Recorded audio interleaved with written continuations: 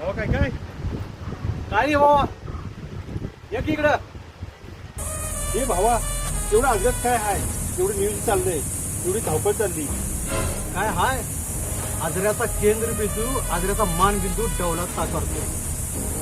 काय नाही का आजऱ्याच्या आजऱ्या बाहेर आहे. म्हणजे मला काय समजलं नाही. अखंड हिंदुस्थानाचे आराध्य दैवत आजऱ्यात साकारते. झोपलेल्या प्रत्येक हिंदूंच्या श्वासात स्फूर्तीचा विश्वास भरून प्रत्येक माता भगिनीच्या रक्षणाचा ध्यास जागवणारं दैवत येते. आदिलशाही, कुतुबशाही, निजामशाही, डच, इंग्रज, पोर्तुगीज अशा पाचही पाचशाहींच्या छाताडावर पाय ठेवून हिंदवी स्वराज्याचा भगवा फडकवणारं दैवत साकार. सकल हिंदू समाजाच्या मनामनात रक्ताच्या प्रत्येक थेंबात ज्या दैवताची धडधड ऐकली देणार, त्या तुमच्या आमच्या सर्वांच्या लाडक्या छत्रपती श्री शिवाजी महाराजांच्या अश्वारूढ मूर्तीचा लोकार्पण सोहळा येतो. 28, 29, 30 एप्रिलला हा अभूतपूर्व क्षण तुम्हाला पाहायचा असेल तर तुम्ही नक्की हजेरीत या.